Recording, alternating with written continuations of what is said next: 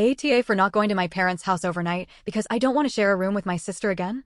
I'm 19F, almost finished my freshman year of college.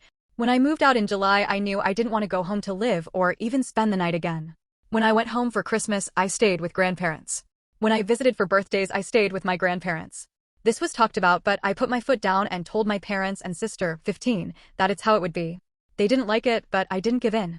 My grandparents have agreed to let me stay for the summer. My parents were upset when they heard I was going to my grandparents again instead of coming home. They told me my old room is there just like I left it. The problem for me is it's not my old room. It was mine and my sister's room. We always shared and I hated it. My sister was never my favorite person, but I was her almost always, and she does not respect boundaries or personal space. She was a clinger, and she made sharing with her miserable for me. She was climbing into my bed at night, and I found out a few years ago that she'd spill stuff on her bed intentionally at times just to share with me. She was always trying to cuddle me without consent, and even when I explicitly said no, she would never respect the 1-hour rule where we were supposed to be allowed the room for 1 hour without the other going in. Not to mention she was so messy and would bring food into the room and let it spoil. She had this candle she loved the scent of but I hated and it gave me so many headaches. Even without the room she was clingy. She always wanted to spend time with me. She got jealous when I went out with friends. She tried to drag me along to hangouts with her friends. I couldn't do anything without her begging to tag along. There was never enough time dedicated to her. If we did something together she'd throw a fit when it ended and it was worse if I went to do something else with someone else.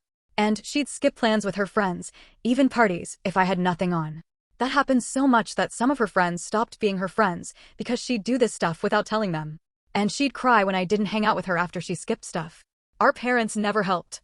They told me sharing a room was good for us and being so close was good for us. When I told them the closeness was one-sided, they told me I'd look back when I was in college and I'd be glad I had those years because I'd be miserable without her and I'd be stuck with some roommate who wouldn't make me so happy.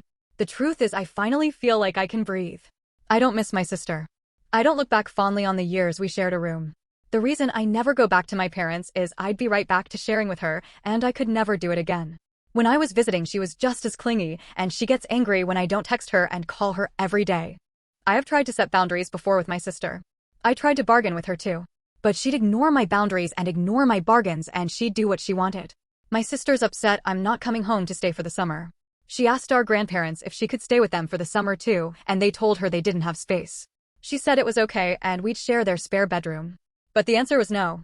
My parents told me I'm being childish and sharing is normal, and I'm not okay if I don't miss it at all. They said everyone complains about sharing as kids, but when they spread their wings they miss the comfort of it. And they said a good sibling would never hate that time with their sibling. Am I the asshole? If this story kept you hooked, give it a like, share your thoughts below, and subscribe for more.